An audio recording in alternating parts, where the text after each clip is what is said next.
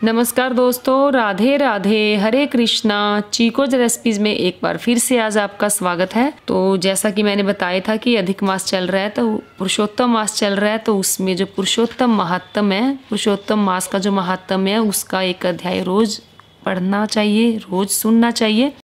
तो कल मैंने आपको सुनाया था पहला अध्याय, तो आज मैं आपको सुना रही हूँ दूसरा अध्याय, जो कि इस प्रकार से है।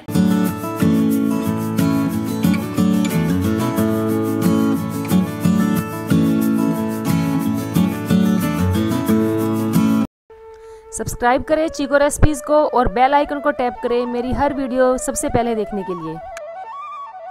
सूत जी कहने लगे, हे ऋषियों, श्री सुखदेव जी को राजा परीक्षित को श्रीमद् भागवत की कथा सुनाते हुए देखकर आया हूँ।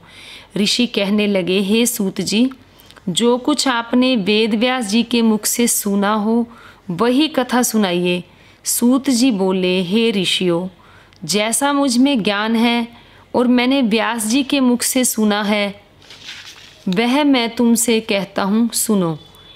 एक समय नारद जी विचरते हुए भगवान नारायण के निवास स्थान में पहुँचे। वहाँ पर भगवान के चरणों से अलकनंदा नदी बह रही थी। वहाँ पर ब्रह्म में लीन जितेंद्रिय, निर्मल और तेजोमय ऋषि को देखकर भगवान ने उनको नमस्कार किया। तब साष्टांग नमस्कार कर श्री विष्णु की स्तुति करते हुए नारद जी कहने लगे, हे देवाधिदेव, संसार के स्वामी, दया सिंधु, आप सत्यवादी हो, त्रिसत्य हो, सत्य के सार रूप, सत्य से ही उत्पन्न हो और सत्य योनि हो, आपको नमस्कार है। हे भगवान, सब प्राणियों के हृदय विषयों में आसक्त है, स्त्री पुत्र आदि के मोह में फंसे हुए गृहस्थी लोगों का हित करने वाला लाभदायक कथा व्रत कुछ विचार कर मुझे बतलाइए। मैं आपके मुखारविंद से कुछ सुनने के लिए ब्रह्मलोक से आया हूँ। नारद जी के ऐसे वचनों को सुनकर भगवान हंसकर नारद जी से कहने लगे कि हे नारद, भगवान श्री कृष्णादि की पुण्य कथा को सुनो। हे तात, जगत के विधाता और उसको एक पल मात्र में नाश करने वाले, उनके कर्मों को कहने वाला पृथ्वी पर कौन समर्थ है।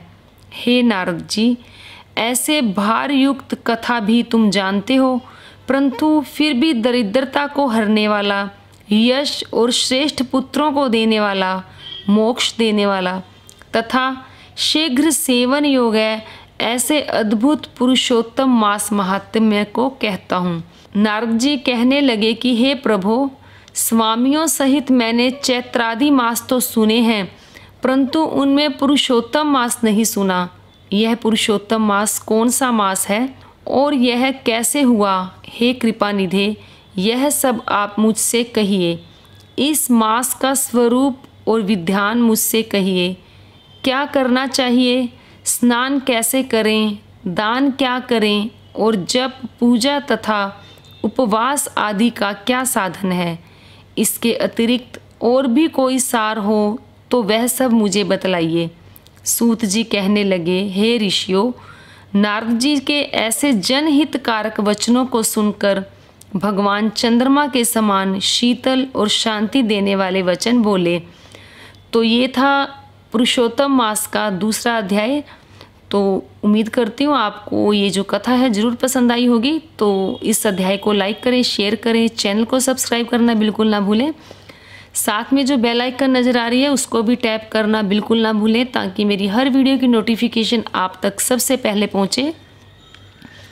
और पुरुषोत्तम मास में भजन कीर्तन आप ज़रूर करें। मेरा एक चैनल है किशोरी कृपा के नाम से, आप उस चैनल को जाकर सब्सक्राइब करें। वहाँ पर आपको ठाकुर जी के, राधा रानी के अच्छे अच्छे भजन सुनने को मिलेंगे और वहाँ पर आपको अच्छी अच्छी धुन सुनने को मिलेगी। तो आप वहाँ जाकर भजनों का आनंद ले सकते हैं। तो आज के लिए इतना ही, फिर मिलते हैं। धन्यवाद। हरे कृष्णा।